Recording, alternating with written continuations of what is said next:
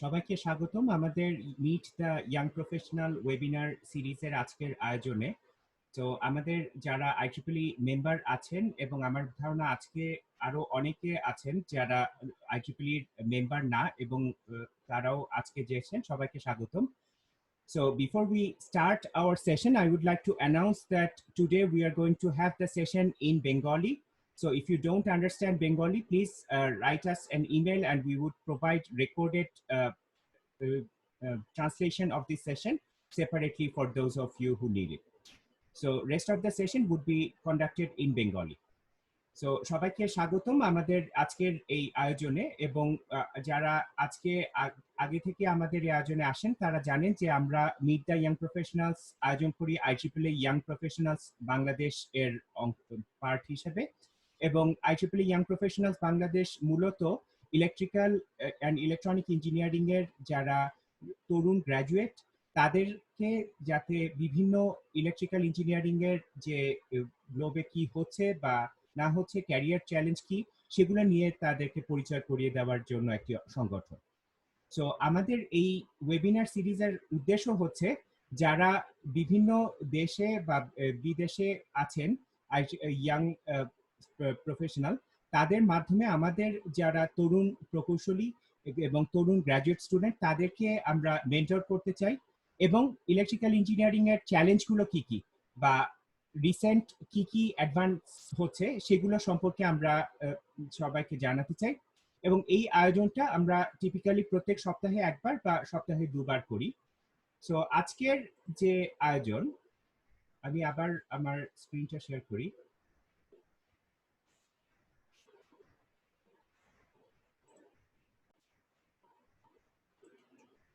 তো আজকের আয়োজনে আমাদের মাঝে আমরা যাকে পেয়েছি সে হচ্ছে গিয়ে ডক্টর চমক হাসান এবং তার পেশায় এবং তিনি একজন তড়িৎ ইলেকট্রনিক্স প্রকৌশলী। এবং ডক্টর চমক হাসানের সাথে আমার পরিচয় অনেক আগে থেকে, আসলে 2004 সালে সর্বপ্রথম আমরা যখন একসাথে তড়িৎ ইলেকট্রনিক্স কৌশলে পড়াশোনা শুরু করি। সো সেখান থেকেই তার সম্পর্কে মানে জানি এবং তার বিভিন্ন যেটা আমাকে মুগ্ধ করত যে বহুমুখী প্রতিভার অধিকারী একটা কথা আছে বাংলায়। তো ডক্টর চমক হাসান সেই ধরনের মানুষের মধ্যে একজন অন্যতম।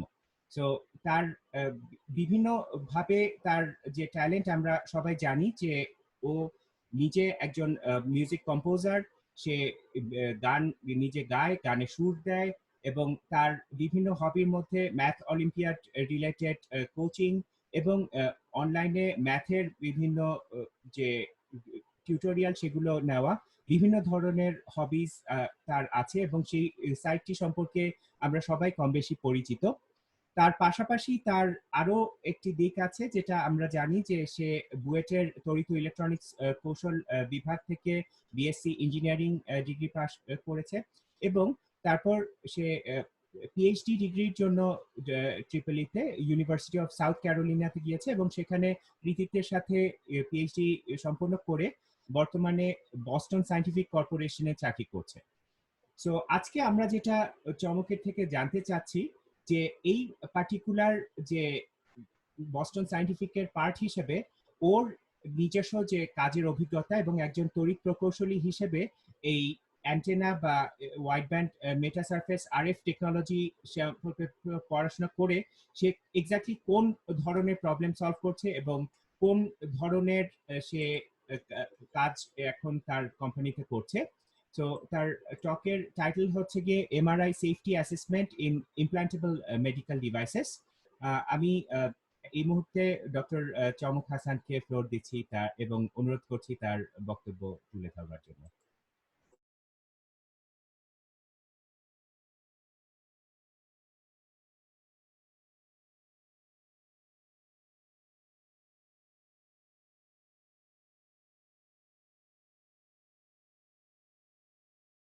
আমাদের একটু অপেক্ষা করতে হতে পারে, ও যদি ডিসকানেক্টেড হয়ে যায় আবার জয়েন করতে কিছুক্ষণ সময় লাগতে পারে। সো সবাইকে একটু ধৈর্য ধারণ করার জন্য অনুরোধ করছি।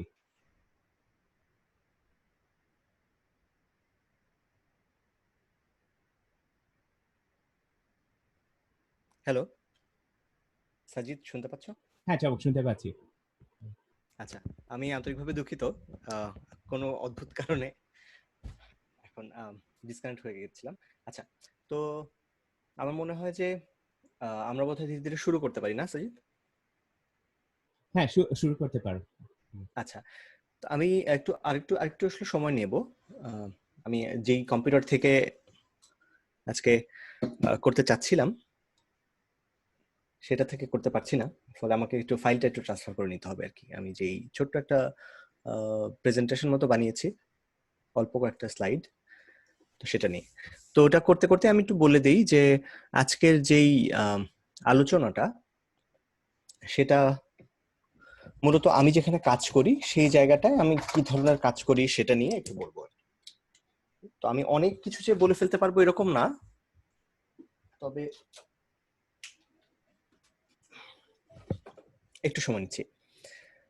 অনেক কিছু বলতে পারবো না কারণ অফিসের কিছু রেস্ট্রিকশন আছে, তবে তারপরও কাজের যে মূল ধারণাগুলো সেই জিনিসগুলো আমি একটু বলতে চাই, একটু ব্যাখ্যা করতে চাই। তো আমি আমার ফাইলটা একটু ট্রান্সফার করে নিচ্ছি, যেহেতু একটু অপ্রত্যাশিত ছিল। আমি জানি না যে আর একটু সময় চেয়ে নিচ্ছি আমি। ঠিক আছে।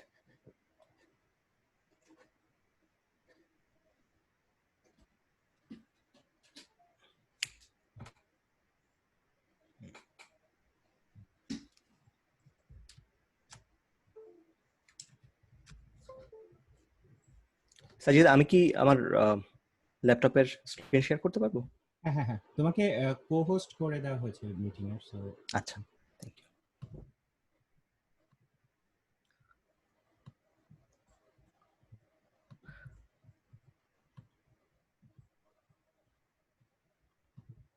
আচ্ছা, ফাইলটা পেয়ে গেছি।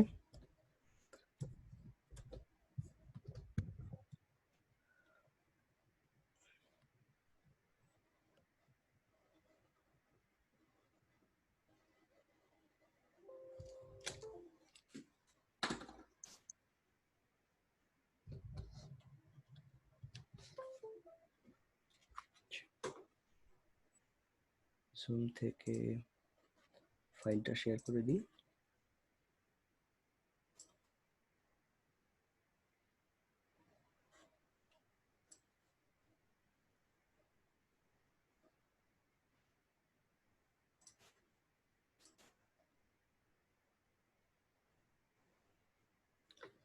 আচ্ছা, আমি বুঝতে পারছি না যে আমার দেখা যাচ্ছে কিনা।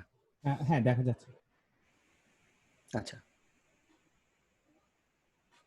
আমি স্লাইড ভিউটা ওপেন না করে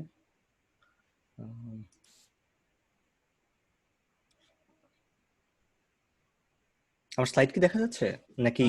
পাওয়ার পয়েন্টের উইন্ডোটা দেখা যাচ্ছে। তোমার মনে হয় আরেকবার আচ্ছা, শেয়ার দিয়ে তারপর হচ্ছে কি ওকে, প্রেজেন্টেশনটা সিলেক্ট করতে হবে। হ্যাঁ এখন ঠিক ঠিক আছে। আছে। এখন দেখা যাচ্ছে মূলটা নাকি? হ্যাঁ, এর আগে দেখা যাচ্ছিল, এখন আবার মানে দাঁড়াও, পাওয়ার পয়েন্টের ওকে। উইন্ডোটা দেখা আচ্ছা, যাচ্ছে। আমি শেয়ারটা বন্ধ করে আরেকবার দিচ্ছি।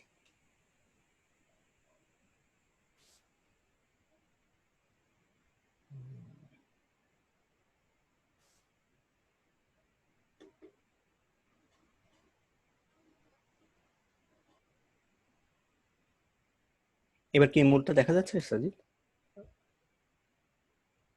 হ্যাঁ যাচ্ছে। আচ্ছা আচ্ছা, তাহলে আমি বলি যে আমি প্রথমে একটু বলে নিই যে কোথায় আমি কাজ করছি। আমাকে কি দেখা যাচ্ছে? আমি বুঝতে পারছি না আসলে। এখন ভিডিও চলে গেছে মনে হয়। আচ্ছা, তো আমি আগে বলে নিই যে আমি আমি যেই প্রতিষ্ঠানে কাজ করি সেটা হচ্ছে বস্টন সায়েন্টিফিক কর্পোরেশন। পুরো গ্লোবাল যে কর্পোরেশনটা, ওটার নাম বস্টন সায়েন্টিফিক কর্পোরেশন। এবং আমি সেটার যেই সেকশনে, যেই বিভাগে আমি কাজ করি সেটার নাম হচ্ছে বস্টন সায়েন্টিফিক নিউরোমডুলেশন। তো নিউরোমডুলেশন এই ব্যাপারটা, এটা সম্পর্কে একটু বলে নেওয়া দরকার, তারপরে আমি হচ্ছে সেফটি, আমার যে কাজটা সেখানে আমি যাব। তো নিউরোমডুলেশন এটা খুবই আধুনিক একটা চিকিৎসা ব্যবস্থা বলা যেতে পারে, এক ধরনের থেরাপি। এরকম না যে এটা একটা ওষুধ, এরকম না। ব্যাপারটা কিরকম একটু একটু করে বলি যে আমাদের আমরা যখন নিউরোমডুলেশন বলি সেটার অনেক রকমের ভাগ আছে। তার মধ্যে আমরা যেই বিষয়গুলো নিয়ে কাজ করি সেটা হচ্ছে দুই রকম। একটা হচ্ছে এসসিএস বা স্পাইনাল কর্ড স্টিমুলেশন, আর একটা হচ্ছে ডিপ ব্রেইন স্টিমুলেশন বা ডিবিএস।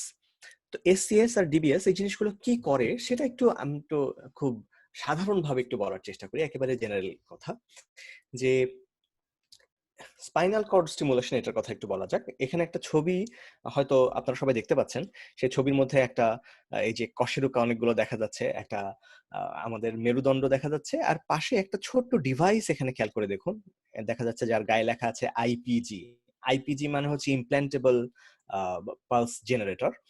তো আমরা যেই জিনিসটা আমরা হচ্ছে এই ধরনের জিনিস বানাই আর কি, যেটা দেখতে অনেকটা পেসমেকারের মতো, কিন্তু আসলে এটা পেসমেকার না, কিন্তু কাজটা কাছাকাছি। জিনিসটা কি করে সেটা একটু বলি আমি। যে আমাদের তো মানুষের যে শরীর, সেই শরীরের যত নার্ভ আছে, ধরা যাক অনেকগুলো পেরিফেরাল নার্ভ বিভিন্ন জায়গায় তো আছে, মানে পুরো একটা নার্ভাস সিস্টেম আমাদের আছে, যেটা দিয়ে আমরা বুঝতে পারি যে আমাদের ব্যথা লাগছে কিনা, বা আমরা ঠান্ডা গরমের যে অনুভূতিগুলো, সেগুলো আমাদের শরীরের নার্ভাস সিস্টেম দিয়ে ধীরে ধীরে আমাদের মাথার মধ্যে গিয়ে পৌঁছায়। ধীরে ধীরে না, যথেষ্ট দ্রুতই গিয়ে পৌঁছায়। তবে এই যে গিয়ে পৌঁছায়, সেটা আসলে কি পৌঁছায়? গিয়ে পৌঁছায় একটা ইলেকট্রিক্যাল সিগন্যাল। মানে আমাদের যে ব্যথার অনুভূতি কিংবা ঠান্ডা গরম এগুলোর যে অনুভূতি, এগুলো সবই আমাদের কাছে একটা ইলেকট্রিক্যাল সিগন্যালের মতো। তো আমাদের এই আইপিজি যে কাজটা করে সেটা খুব ইন্টারেস্টিং। ধরা যাক একজন মানুষ বহুদিন ধরে একটা তার প্রচন্ড ব্যথা আছে, তার একটা ক্রনিক পেইন হয়তো তার আছে, কিন্তু সেই ব্যথাটা কোনোভাবেই যাচ্ছে না। অনেক রকমের চিকিৎসা করা হয়েছে, অনেক রকমের ওষুধ দেওয়া হয়েছে, কিন্তু সেই ব্যথাটা তার যাচ্ছে না। ধরা যাক তার ব্যথাটা হচ্ছে পা থেকে আসছে। ইন্টারেস্টিং ব্যাপার হচ্ছে, যেখান থেকে ব্যথাগুলো আসুক না কেন, সেটা শেষ পর্যন্ত যেতে হবে আমাদের মাথার ভেতরে। আমাদের মাথায় না পৌঁছানো পর্যন্ত আমরা সেই ব্যথার অনুভূতিটা পাই না।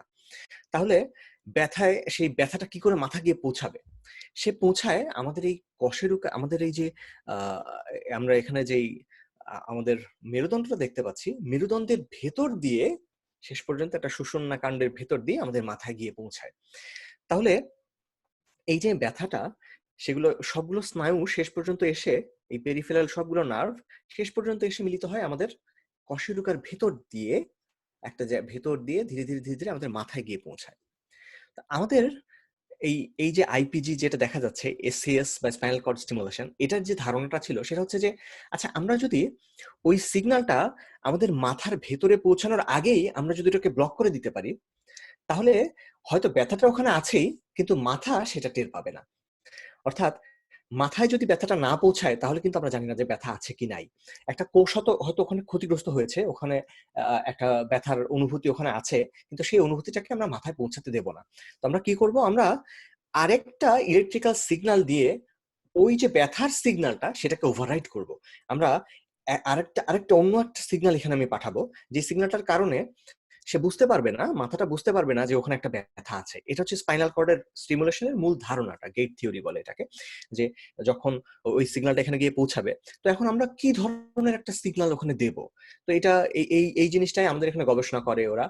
আমাদের যে আর&ডি তে যারা কাজ করেন, আমাদের এই একটা একটা ডিভিশন আছে যারা গবেষণা করে যে আমরা কি ধরনের ইলেকট্রিক্যাল সিগন্যাল পাঠালে তারা ওইটাকে ব্লক করতে পারবে। এবং ইন্টারেস্টিং হচ্ছে যে এটা খুব সহজ কথা না যে কোন সিগন্যাল পাঠালে ওটা ব্লক হয়ে যাবে। যে কোনো একটা আমি যদি সিগন্যাল এখান থেকে পাঠিয়ে দিই, এই যে একটা এখানে আইপিজি আপনারা দেখতে পাচ্ছেন, এই আইপিজির সাথে খেয়াল করে দেখুন অনেকগুলো তার আছে। এই তারটা এরকম পেঁচিয়ে পেঁচিয়ে পেঁচিয়ে পেঁচিয়ে শেষ পর্যন্ত ছোট ছোট এখানে কতগুলো জিনিস দেখা যাচ্ছে, কতগুলো কন্ট্যাক্ট, কতগুলো ইলেকট্রোড ওখানে আছে। তো যেটা করে আইপিজিটা, একটা খুব ছোট্ট একটা কারেন্ট পালস এর ভিতর দিয়ে পাঠিয়ে দেয়।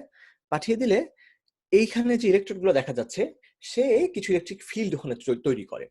সেই ইলেকট্রিক ফিল্ড গুলোই যেটা করে, ওই যে ইলেকট্রিক্যাল সিগন্যালটার কথা বলছিলাম, যেটা আমাদের ব্যথার অনুভূতিটা তৈরি করছে মাথার ভেতরে, সেই ইলেকট্রিক্যাল সিগন্যালকে ব্লক করে দেয়।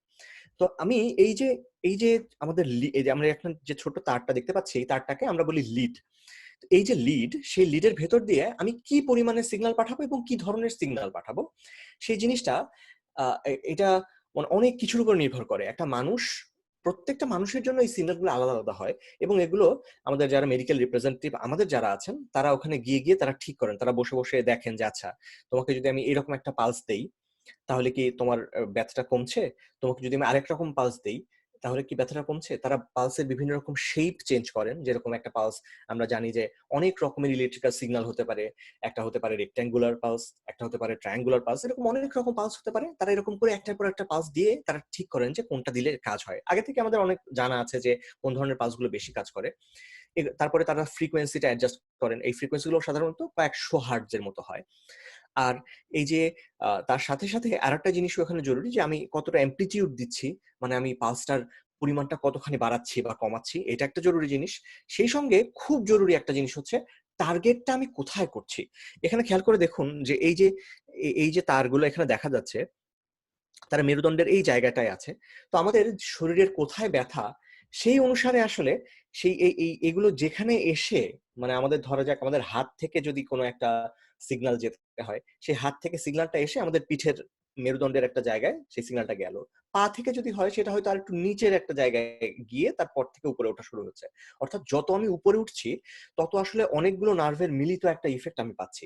আমি যদি সবচেয়ে ভালো হয় যদি আমাদের মানে সাধারণত আমাদের এই এসিএস ডিভাইস গুলো যেখানে সবচেয়ে ভালো কাজ করে সেটা হচ্ছে পায়ের বা মাজার দিকে যদি কোনো ব্যথা থাকে, সেগুলো সাধারণত নিচের দিকে থাকে। সেখানে টার্গেট করা যায় সূক্ষ্মভাবে যে ঠিক আমি যেখানটায় আমার ব্যথা করছে আমি সেই জায়গাটার স্নায়ুটাতেই আমি গিয়ে এই ইলেকট্রিক্যাল সিগন্যালটা দেবো। তো এটা নির্দিষ্ট করাটাও ফিজিশিয়ানদের কাজ।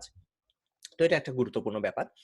তো এটা হচ্ছে স্পাইনাল কর্ড স্টিমুলেশন। এটা দিলে আমরা আমরা যেই রিপোর্টগুলো দেখি এটা খুব মজার যে আমরা দেখি যে একজন হয়তো প্রচন্ড ব্যথা পাচ্ছেন, প্রচন্ড ব্যথায় কষ্টে আছেন।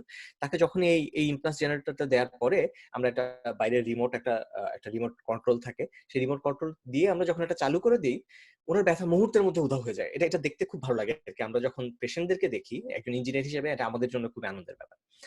তো তার থেকেও আসলে বড় আনন্দের ব্যাপার আমরা দেখি যখন ডিপ ব্রেইন স্টিমুলেশন এর ব্যাপারটা দেখি। ধরেন একজন পার্কিনসন্স এর রোগী আছেন কিংবা একজন আছেন যার এসেনশিয়াল ট্রেমার আছে, মানে হাত প্রচন্ড কাঁপছে। তিনি কিছুই করতে পারেন না। ঠিকমতো হাত দিয়ে কোনো কিছু পানি ধরতে পারেন না, লিখতে পারেন না, কোনো কিছুই করতে পারেন না।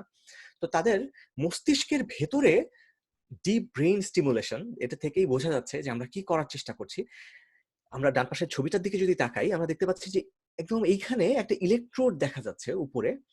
তো সেটা গিয়ে হয়তো সাবথ্যালামিক নিউক্লিয়াস, এসটিএন বা গ্লোবাল প্যালাইডাস, একটা ইন্টারনাল একটা জায়গা আছে, জিপিআই বলি আমরা। সেই জায়গায় যদি আমরা একটা নির্দিষ্ট জায়গায় যদি ওখানে টার্গেট করে সেখানে যদি ইলেকট্রিক্যাল সিগন্যাল পাঠাতে পারি, ওখানে ইলেকট্রিক্যাল ফিল্ড, তাহলে যেটা হয় যে তার কাঁপুনি এটা মুহূর্তের মধ্যে থেমে যায়। সে একদম স্টেবল। আমরা ওইটাও আর একটা গবেষণার ব্যাপার যে কতটুকু পরিমাণে আমরা সিগন্যাল দেব, কতখানি সেটার অ্যামপ্লিটিউড হবে, কি পরিমাণে ফ্রিকোয়েন্সি হবে, এই সমস্ত জিনিস ওখানে খেয়াল করা হয়। এবং অনেক রকমের আবার শেপও আছে যে আমরা যে ইলেকট্রিক্যাল ফিল্ডটা তৈরি করছি সেই ফিল্ডটাকে আমরা ডিরেকশনাল করতে পারি, অথবা সেটা অমনি ডিরেকশনাল হতে পারে। অমনি ডিরেকশনাল মানে হচ্ছে একটা ফিল্ড হয়তো এইখানে একটা কন্ট্যাক্ট আছে, সেই কন্ট্যাক্টের চারপাশ দিয়ে ফিল্ডটা আছে, এরকম হতে পারে। অথবা আমরা যদি একটা নির্দিষ্ট জায়গা টার্গেট করতে চাই, যেমন ডিপ ব্রেন স্টিমুলেশনের ক্ষেত্রে যেটা হয় যে মানুষের পুরো তো সবগুলো স্নায়ু তো একসাথে গিয়ে মাথার ভেতরে ঢুকেছে, মস্তিষ্কের ভেতরে যেটা হয় যে খুব কাছাকাছি কাছাকাছি জায়গায় এক একটা জায়গায় এক এক রকম অনুভূতি বা এক এক রকমের ব্যাপার ওখানে রয়েছে। ফলে খুব নির্দিষ্ট করে যেই জায়গাটায় আমি দিতে চাই সেখানে টার্গেট করতে হয়। তো তার জন্য আমরা ডিরেকশনাল লিড ব্যবহার করি।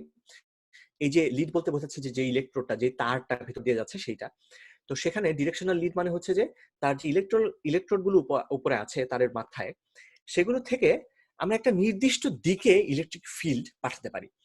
তো সেরকম যখন আমরা নির্দিষ্ট দিকে পাঠাই দেখা যায় যে এরকম করে কাঁপছিল, মুহূর্তের মধ্যে সেই কাঁপুনিটা থেমে যায়। আপনাদের যাদের আগ্রহ আছে তারা ইউটিউবে গিয়ে বস্টন সায়েন্টিফিক থেকে কিংবা মেট্রনিক, আমাদের আরেকজন প্রতিদ্বন্দ্বী কোম্পানি, বাট তারাও খুব চমৎকার কাজ করছে। তো সেখানে তাদের কাছ থেকে তারা আপনারা দেখতে পারবেন যে কি করে খুব দ্রুত এরকম করে একটা ট্রেমর হওয়া মানুষ, কাঁপুনি হওয়া মানুষ খুব দ্রুত কি করে স্বাভাবিক হয়ে যাচ্ছে। এটা খুবই আধুনিক একটা চিকিৎসা পদ্ধতি। এটার বয়স এখনো 20 বছরের মতো আরকি। 20 বছর আসলে বিজ্ঞানের জায়গায় অনেক বেশি যে এরকম কিছু না আরকি আমাদের এখানে। তো যাই হোক আমরা একটু সামনে আগাই। তো আমার যে কাজটা সেটা নিয়ে একটু বলি এখন। আমরা এতক্ষণ বলছিলাম যে আমাদের যে ধরনের ডিভাইস তৈরি করে এসসিএস এবং ডিবিএস, তো সেই ডিভাইস তো আমরা তৈরি করলাম, কিন্তু সেটা যখন পেশেন্টের ভেতরে ঢোকানো হলো, ডিভাইসটা দেওয়া হলো, এগুলো হচ্ছে ইমপ্ল্যান্টেবল ডিভাইস, মানে পেশেন্টের শরীরের ভেতরে আমরা জিনিসটাকে বসিয়ে দিই। যেরকম যাদের পেস মেকারের অভিজ্ঞতা আছে তারা জানেন যে চামড়ার তলায় একটা ছোট্ট ডিভাইস আমরা ওখানে বসিয়ে দিই।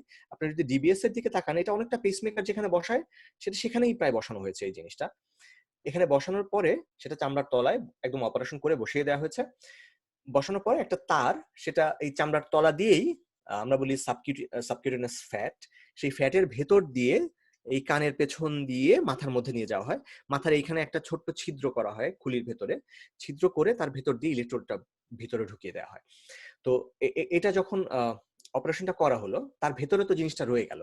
এখন সে এটা নিয়ে যদি তার কোনো এখন একটা ডায়াগনস্টিক দরকার হয়, ধরা যাক তার শরীরের কোনো একটা জায়গায় শরীরের ভেতরে কোথাও অসুবিধা হচ্ছে, তো আমরা চাই একজন ডাক্তার সে চায় যে তার শরীরের ভেতরটাকে দেখতে। তো আমরা জানি যে এখন ভেতরে শরীরের ভেতরটাকে দেখার অনেকগুলো উপায় আমাদের আছে। আলট্রাসোনোগ্রাম আছে, পিইটি স্ক্যান, সিটি স্ক্যান, তারপরে আহ, আরো আছে যে এমআরআই। তো এমআরআইটা নিয়ে আমাদের বেশি চিন্তা, কারণ হচ্ছে যে এমআরআই এর ভেতরে একটা এমআরআই যেভাবে কাজ করে সেই কাজের পদ্ধতিটা খুব মজার। তো আমি আমি সেটা এখন বলছি না, আমি আপাতত আমার জন্য যেটুকু দরকার সেটুকু বলি যে এমআরআই যখন কাজ করে বলা যায় যে মানুষের শরীরের আহ, আচ্ছা আমি কি সজিদ, আমি জানি না যে তোমরা কি করে প্রশ্ন হ্যান্ডেল করো, আমি ঠিক জানি না। প্রশ্ন কি এখনই নিয়ে ফেলবো নাকি?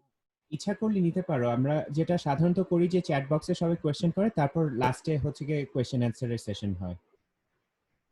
আচ্ছা, তাহলে বোধহয় আপনাদের যাদের প্রশ্ন আছে তারা বোধহয় মেসেজে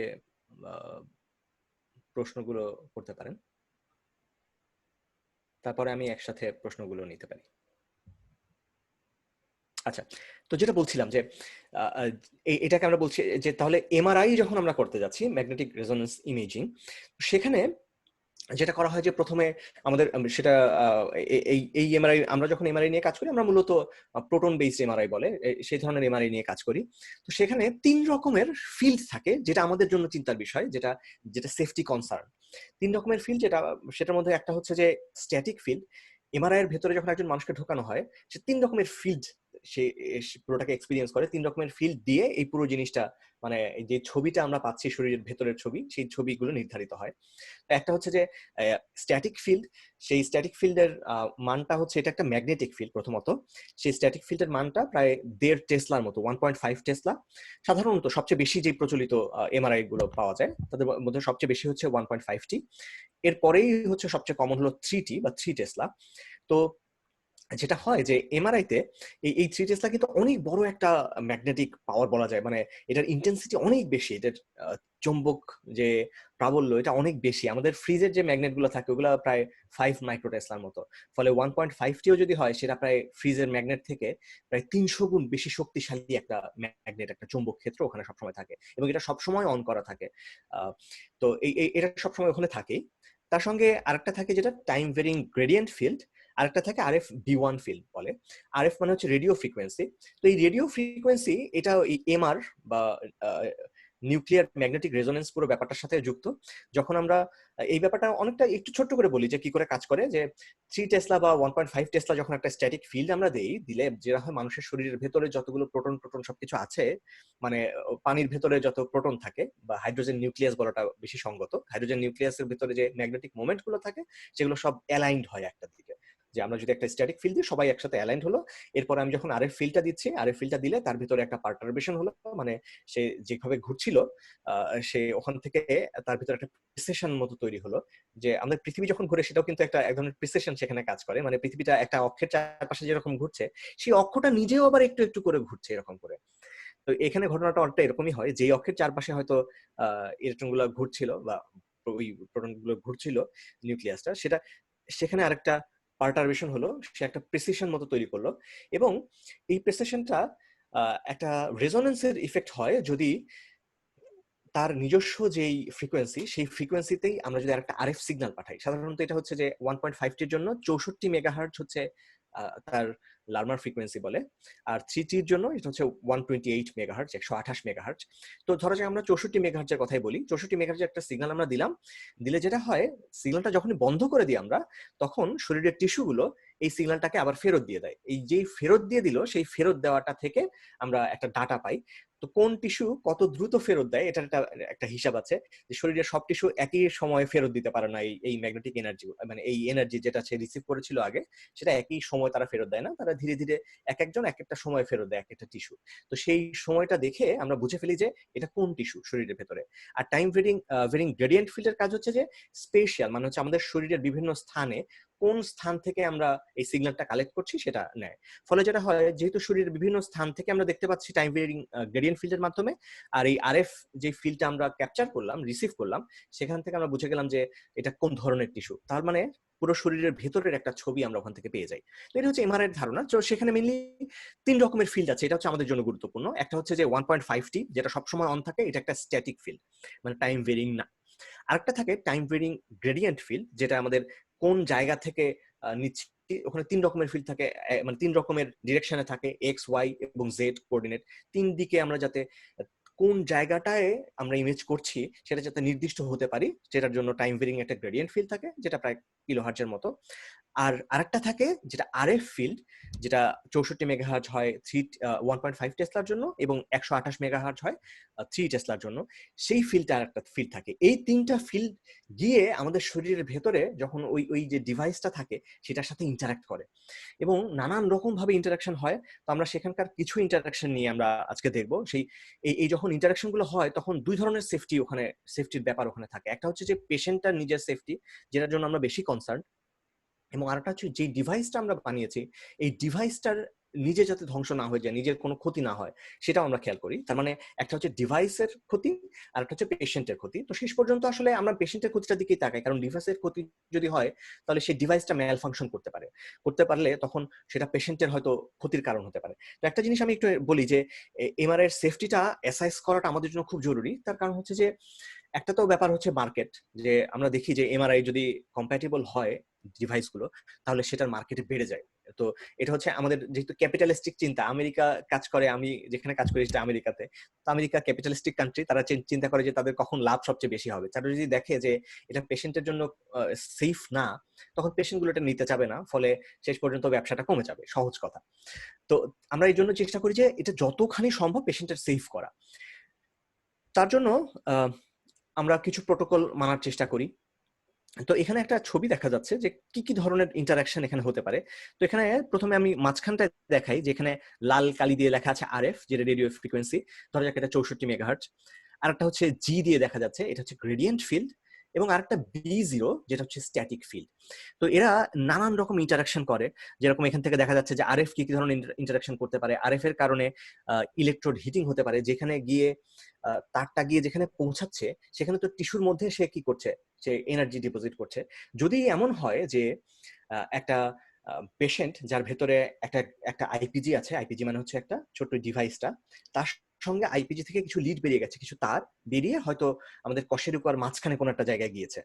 এখন যখন এরকম একজন পেশেন্টকে আমি এমআরআই ভিতরে ঢুকালাম, ওই আরএফ ফিল্ডটা গিয়ে যেটা করে, আরএফ ফিল্ডটা ওই যে তারটা আছে সেই তারের সঙ্গে গিয়ে ইন্টারাক্ট করে। ওই তারটা অনেকটা অ্যান্টেনার মতো কাজ করে, সেই এনার্জিটাকে রিসিভ করে, এবং এনার্জিকে রিসিভ করে সে ওখানে বসে থাকে না, এনার্জিকে ২ প্রান্তে পাঠিয়ে দেয়। তো এখন আমরা খেয়াল করি, একটা তারের এক প্রান্তে আছে মানুষের হিউম্যান টিস্যু, আরেক প্রান্তে আছে ওই ডিভাইসটা। সে যেখানেই এনার্জিটা ডিপোজিট করো সেখানেই বিপদ। একপাশে যদি আমি বলি যে সে গিয়ে শেষ পর্যন্ত হিউম্যান টিস্যু যেখানে, সেই টিস্যুর মধ্যে যদি এনার্জিকে ডিপোজিট করে, সেখানে ২ ধরনের কাহিনী হতে পারে। একটা হচ্ছে যে এই জায়গাটা আমরা এখানে দেখি, যদি এনার্জি টিস্যুতে যে ওই ইলেকট্রোড দূর প্রান্তে গিয়ে, অর্থাৎ ইলেকট্রোডের মাথায় গিয়ে যদি এনার্জিকে ডিপোজিট করে, তখন ২ ধরনের কাহিনী হয়। একটা হচ্ছে যে ওই জায়গাটা গরম হয়ে যেতে পারে, গরম হলে যেটা হয় যে ওখানকার যে টিস্যুগুলো আছে, মানুষের শরীরের যে কলাগুলো, সেগুলো ওখানে পুড়ে যেতে পারে, এরকম টিস্যু বার্ন হওয়ার সম্ভাবনা থাকে। আরেকটা হচ্ছে যে আমি তো ওখানে কি দেওয়ার চেষ্টা করছি, আমি তো নিজেই ওখানে একটা ইলেকট্রিক পালস দেওয়ার চেষ্টা করছি। তো আপনি তো আরেকটা ইলেকট্রিক পালস ওখানে থেকে চলে আসলো, যেটা আমরা পাচ্ছি এই এমআরআই থেকে, যেটা আমরা দিচ্ছি না, আমাদের একটা দেওয়ার কথা ছিল, এটা আমাদের দেওয়ার কথা ছিল ওই পালসটা, কিন্তু সেই পালসটা আমরা এমআরআই থেকে পেয়ে সেখানে দিচ্ছি। এটা তো আমাদের ইন্টেন্ডেড না, আমরা এইটাই দিতে চাই নাই। ফলে এটাকে আমরা বলি আনইন্টেন্ডেড স্টিমুলেশন একটা হতে পারে, যেটার কারণে হয়তো তার ওখানে প্রচন্ড ব্যথার অনুভূতি হতে পারে। কারণ শেষ পর্যন্ত সবকিছু তো আমাদের স্নায়ুতন্ত্রের ভিতরে যাচ্ছে, আমরা ব্যথাটাকে যেটা কমাতে চাচ্ছি তার বদলে আরেকটা ভয়ঙ্কর হয়তো ব্যথার অনুভূতি হলো, কিংবা এমন হতে পারে টিস্যুটা পুড়েই গেল। সো এই যে উপরের যে দুটো দেখা যাচ্ছে, এটা হচ্ছে দূর প্রান্তে যে ঘটনাটা ঘটে। আর নিচে যে দুটো দেখা যাচ্ছে সেটা হচ্ছে যে যেটা ফিরে আসলো ডিভাইসের ভেতরে, সেটা ডিভাইসে কি কি কাজ করতে পারে। একটা হচ্ছে যে ডিভাইসে যখন এনার্জিটা ডিপোজিট করছে তখন ডিভাইসটা গরম হয়ে যেতে পারে, যেটাকে আমরা এখানে লেখা দেখতে পাচ্ছি যে ডিভাইস হিটিং হতে পারে। আর একটা হচ্ছে ডিভাইসটা ম্যাল ফাংশন করতে পারে, মানে ডিভাইসটা দেখা যাচ্ছে আর কাজ করছে না, যেভাবে আমরা চাচ্ছিলাম সে ডিভাইসের ভেতরে ওই ইলেকট্রিক যে কারেন্টটা সেটা ঢুকে হয়তো ডিভাইসের ভেতরের কোনো একটা ক্ষতি করে ফেলেছে, এই ডিভাইসটা আর কাজ করছে না, নন রেসপন্সিভ। একজন মানুষকে আমরা চাচ্ছিলাম হেল্প করতে, যে তার ব্যথা হচ্ছে, ব্যথাটা কমে যায়, কিন্তু ডিভাইসটা যদি নষ্ট হয়ে যায় এমআরআই করতে গিয়ে, তাহলে তো সেটা আর হলো না। এছাড়া এটা হচ্ছে আরএফ থেকে এই ঘটনাগুলো ঘটতে পারে। তারপরে এখানে খেয়াল করুন জি এখানে আছে সবুজ রঙের, জি থেকেও এই যে ডিভাইস হিটিং এর ব্যাপারটা হতে পারে, কারণ যে গ্রেডিয়েন্ট সেটাও প্রায় কয়েক কিলোহার্টজের একটা সিগন্যাল। তো সেটা গিয়েও শেষ পর্যন্ত ডিভাইসকে গরম করে ফেলতে পারে, ডিভাইসে ম্যালফাংশন ঘটাতে পারে, আনইনটেন্ডেড স্টিমুলেশন ঘটাতে পারে। আরেকটা জিনিস সে ঘটাতে পারে, এডি কারেন্টের কারণে সেখানে ভাইব্রেশন তৈরি হতে পারে। এই সবগুলো আমি আবার আরেকটু বিস্তৃত করবো একটু পরে। আরেকটা খেয়াল করুন এই জিনিসটা এখানে বি জিরো হচ্ছে স্ট্যাটিক ফিল্ড। স্ট্যাটিক ফিল্ডটা হচ্ছে কি বাইরের যে ম্যাগনেটিক ফিল্ডটা, প্রচন্ড শক্তিশালী যে ম্যাগনেটিক ফিল্ডটা, সেখান থেকে কি ঘটনা করতে পারে, সেখান থেকে যেটা হতে পারে সেই প্রচন্ড ম্যাগনেটিক ফিল্ডের কারণে ডিভাইসের ভেতরে যদি ডিভাইসটা যদি ম্যাগনেটিক ম্যাটেরিয়াল দিয়ে তৈরি হয়, আমরা চিন্তা করি যে একটা ফ্রিজের যদি ম্যাগনেট, একটা সুইয়ের কথা চিন্তা করা যায়, দুই পাশে যদি ম্যাগনেট ধরা যায়, মাঝখানে একটা সুই, সেই সুইটা কি করবে, একটা বল অনুভব করবে না? সেই বলের কারণে কি হতে পারে, সুইটা কোনো একটা দিকে সরে যেতে পারে, হয়তো সেই ম্যাগনেটের দিকে সরে যেতে চায়, অথবা সে ঘুরে যেতে পারে। তো এখানে খেয়াল করুন যে আমরা বলছি ফোর্স, যেটা বোঝায় আসলে ট্রান্সলেশনাল ফোর্স, মানে কোনো একটা দিকে ঘুরে যেতে পারে, মানে সরে যেতে পারে। আর একটা হচ্ছে টর্ক, যেটা ঘুরে যেতে পারে। আরেকটা এখানে তার থেকে যে ঘটনাগুলো আরো ঘটতে পারে এই স্ট্যাটিক ফিল্টার থেকে, একটা হচ্ছে ভাইব্রেশন, কাঁপতে পারে এই পুরো ডিভাইসটা। আর একটা হচ্ছে যে ম্যাল ফাংশন ডিভাইসের হতে পারে। এই সবগুলো ফিল্ড থেকে আসলে ডিভাইস ম্যাল ফাংশন হওয়া সম্ভব। তো আমি জিনিসগুলোকে একটু একটু করে এখানে বিস্তৃত করব। তো আমি একটু আগে যা বলছিলাম সেখানে সেই জিনিসগুলো এখানে আছে। এই 9টা হচ্ছে বলা যায় যে সবচেয়ে বেশি আমরা লক্ষ্য করি যখন এমআরআই সেফটি নিয়ে আমরা কাজ করি। এইগুলো হচ্ছে এমআরআই রিলেটেড সেফটি হ্যাজার্ডস। তো এখানে খেয়াল করুন যে এই যে 6টা এখানে প্রথমে আমরা দেখতে পাচ্ছি, একটা হচ্ছে বি জিরো, মানে স্ট্যাটিক ফিল্ড। বি জিরো বললে আমরা বুঝবো স্ট্যাটিক ফিল্ড ইনডিউসড ফোর্স, যেটার কারণে ট্রান্সলেশন ঘটে।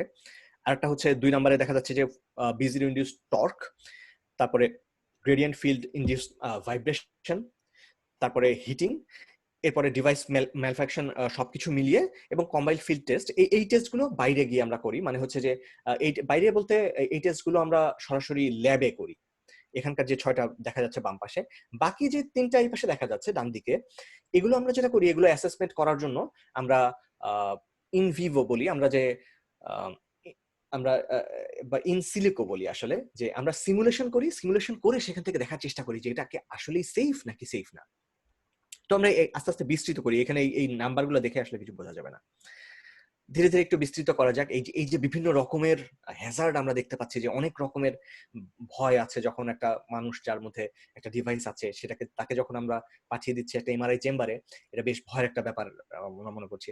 তো প্রথমে একটা জিনিস বলি যে এমআরআই চেম্বারে যখন মানুষকে ঢোকানো হয় সেখানে 4 রকমের জোন থাকে।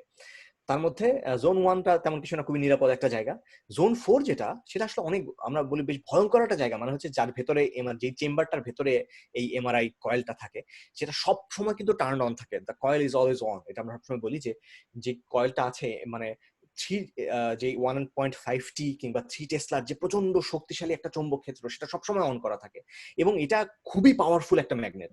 এরকম হতে পারে যে আপনার শরীরে যদি ছোট্ট একটা আপনার শরীরে যদি কোনো একটা বলা যায় যে ম্যাগনেটিক ম্যাটেরিয়াল ওয়ালা কোনো ডিভাইস থাকে, সেটা আপনার শরীরকে মানে টেনে হিচড়ে নিয়ে যাবে, এরকম একটা অবস্থা হতে পারে। একটা চেয়ার এমনও হয়েছে যে চেয়ারটা যদি ভেতরে থাকে, অন করার সাথে সাথে চেয়ারটা ছুটে গিয়ে ওখানে ধাক্কা লাগলো, মানে এটা প্রচন্ড জোরে গিয়ে ওখানে মানে ধাক্কা লাগতে পারে, ওই চেম্বারটার ভিতরে ঢুকে যেতে পারে টাইপের। ফলে ওই চেম্বারের ভিতরে কোনো রকম কোনো ম্যাগনেটিক ম্যাটেরিয়াল ওখানে রাখা যায় না। মানুষ যে ঢুকছে তার শরীরে কোনো রকম ম্যাগনেটিক ম্যাটেরিয়াল ওখানে থাকা যাবে না, কারণ সবকিছু তারা টেনে নেবে। ফলে বুঝতেই পারছেন যেটা এত শক্তিশালী, এরকম একটা শক্তিশালী ম্যাগনেটের ভেতরে, চেম্বারের ভেতরে যদি একটা মানুষকে ঢোকানো যায়, তাহলে আমাদের খেয়াল রাখতে হবে যে তার ভেতরে যে ডিভাইসটা আমরা বসিয়েছি, সেই ডিভাইসটার ভেতরে কোনো রকম ম্যাগনেটিক ম্যাটেরিয়াল যাতে না থাকে। তো আমরা যখন ডিভাইসটা তৈরি করি, সেই ডিভাইসটা আমরা নিশ্চিত রাখি যে সেখানে ম্যাগনেটিক ম্যাটেরিয়াল যেন ওখানে না থাকে। তার সাধারণত দেখা যায় যে টাইটেনিয়াম জাতীয় ম্যাটেরিয়াল দিয়ে ওই ডিভাইসের কভারটা তৈরি করা হয়। তো আমরা এখানে দেখতে পাচ্ছি যে বি জিরো ইনডিউসড ফোর্স, এটার কারণে যেটা হয় আমরা বলি ট্রান্সলেশনাল মোশন ওখানে ঘটতে পারে, যে ট্রান্সলেশনাল মুভমেন্ট। একটা জায়গায় হয়তো ডিভাইসটা ছিল, যখনই ফিল্ডের মধ্যে ঢুকলো সে সাথে সাথে একদিকে সরে গেল। এখন এইভাবে সরে গেলে এটা তো শরীরের ভেতরে না, ফলে সেখানে যদি কোনো রকম কোনো একটা ভেইন থাকে বা কোনো একটা খুবই বলা যায় সূক্ষ্ম কোনো কোনো কোনো কিছু যদি ওখানে থাকে সেটা ছিঁড়ে যেতে পারে, এরকমও হতে পারে। তো আমরা এই যে এটা একটা হ্যাজার্ড আমরা চিন্তা করি যে এরকম যেন শরীরের ভেতরে না এরকম করে ঢুকে যায়। তো এই হ্যাজার্ডটা মাপারও একটা উপায় আছে। তো একটা জিনিস এখানে বলা দরকার যে যত রকম সেফটি কনসার্ন আমাদের আছে, যত রকমের সেফটির ব্যাপার আছে, সব জায়গায় আমরা যেটা চিন্তা করি যে এই সেফটিটার জন্য কি ধরনের সেফটিটা কিরকম, কেন এই সেফটিটা নিয়ে ভাবা দরকার, এটা প্রথম কথা। দ্বিতীয় কথা হচ্ছে যে এই সেফটির এটা থেকে সেফ রাখার জন্য আমরা কি কাজ করছি। যেরকম আমরা এখানে বলছিলাম যে আমরা এটাকে ম্যাগনেটিক ম্যাটেরিয়াল না দিয়ে অন্যরকম নন ম্যাগনেটিক কোনো কিছু দিয়ে আমরা এখানে বানানোর চেষ্টা করছি, এটা একটা জরুরি জিনিস। তারপরে আরেকটা হচ্ছে যে আমরা হয়তো বানালাম, আমরা নন ম্যাগনেটিক ম্যাটেরিয়াল দিয়ে বানালাম, কিন্তু আমরা নিশ্চিত হব কি করে যে এটা নন ম্যাগনেটিক, আমরা নিশ্চিত হব কি করে যে এটা আসলেই এখনো সেফ। তার জন্য আমাকে অ্যাসেস করতে হবে সেফটিটা, যে এটা আসলেই কি সেফ। কিভাবে আমরা সেফ করব, আমরা এটাকে কি করে অ্যাসেস করব, তার জন্য কিছু পরীক্ষা করা হয়, কিছু টেস্ট করা হয়। তো এটার জন্য যেরকম একটা টেস্ট আছে যে একটা একটা হয়তো একটা ডিভাইসকে আমরা সুতা দিয়ে ঝুলিয়ে দিলাম, ঝুলিয়ে দেওয়ার পরে একটা ম্যাগনেটিক ফিল্ডের মধ্যে রাখা হলো। রাখার পরে আমরা খেয়াল করি যে সে কতটুকু পরিমাণে সরে যাচ্ছে। তো এরকম একটা নিরাপত্তার একটা মাপা আছে যে আমরা সুতা দিয়ে যদি ধরার পরে কতটুকু ডিফ্লেকশন হচ্ছে, এই ডিফ্লেকশন অ্যাঙ্গেলটাকে আমরা মাপার চেষ্টা করি। সাধারণত এই ডিফ্লেকশন অ্যাঙ্গেলের মান যদি 45 ডিগ্রির কম হয় তাহলে আমরা বলি যে এটা মোটামুটি সেফ। এটা একটা মাপার উপায়। সাধারণত এটা আমাদের জন্য, আমরা যদি ম্যাগনেটিক ম্যাটেরিয়াল না ব্যবহার করি, এটা আমরা সবচেয়ে লো রিস্ক আইটেম হিসেবে গণ্য করি। কারণ যেহেতু আমরা ম্যাগনেটিক ম্যাটেরিয়াল ব্যবহার করছি না, এই ফোর্স গুলো অত আমাদের ডিভাইস গুলো, আমাদের যে ডিবিএস বা এসসিএস ডিভাইস গুলো, এটার জন্য অত জরুরি কিছু না। ঠিক একই কথা বি0 বা স্ট্যাটিক ফিল্ড ইন্ডিউস টর্কের জন্য সত্যি। এই যে এরকম ঘূর্ণন যে মোশন গুলো আছে সেগুলো আমরা মাপার চেষ্টা করি। তবে আমরা সাধারণত কখনোই এটা ফেল করি না, সত্যি কথা যেটা। কারণ আমরা যে ধরনের ডিভাইস বানাচ্ছি সেই ডিভাইস গুলো এটাতে খুব বেশি এফেক্টেড হয় না। তো আমরা একটু সামনে আগাই। বি0 কথা আমরা বলেছি, যেটা স্ট্যাটিক ফিল্ড। তারপরে আসছে গ্রেডিয়েন্ট ফিল্ড, যেটা আমাদের শরীরের কোন জায়গা থেকে ইমেজ করবে এমআরআইটা সেটা মূলত নির্ধারণ করে।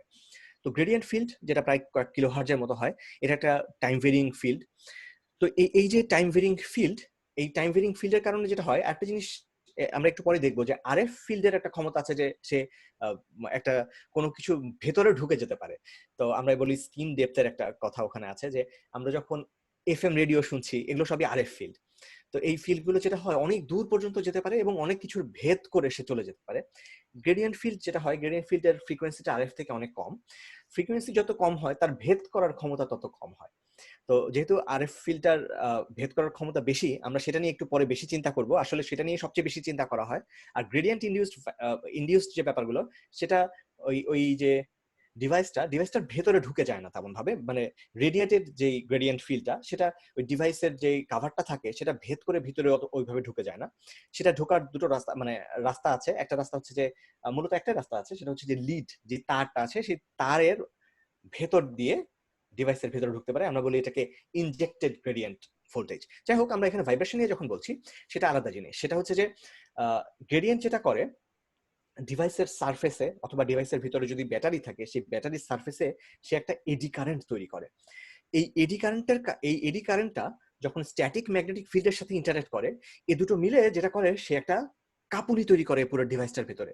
তো একটা ডিভাইস যদি এরকম করে কাঁপতে থাকে তাহলে কি ঘটতে পারে? আমাদের যেটা হয় যে আমাদের শরীরের খুব বেশি একটা ক্ষতি এভাবে হয় তা না, কিন্তু আমরা যেটা নিয়ে চিন্তা করি সেটা হচ্ছে যে এভাবে যদি কাঁপতে থাকে, ধরা যাক ডিভাইসের ভিতরে তো ছোট ছোট ছোট ছোট কম্পোনেন্ট থাকে, ইলেকট্রিক্যাল কম্পোনেন্ট, পুরো জিনিসটার ভিতরে তো অনেক সার্কিটরি থাকে। সেই কম্পোনেন্ট গুলো যদি প্রচন্ড কাঁপতে থাকে, হয়তো কম্পোনেন্টের কোনো একটা সোল্ডার, মানে সেটা হয়তো একটু খুলে গেল অথবা একটু ডিসকানেক্টেড হয়ে গেল। মানে এটা মূলত রিস্ক হচ্ছে যে আহ, ওই ডিভাইসটার ম্যালফাংশনের রিস্কটা এখানে বেশি আর কি, এই ভাইব্রেশন থেকে। তো আমাদের যে ডিভাইসগুলো আমরা সাধারণত দেখি যে খুব সহজেই এই ভাইব্রেশন টেস্টগুলো পাস করে যায়। তারপরে আরেকটা হচ্ছে যে গ্রেডিয়েন্ট ইনডিউসড হিটিং।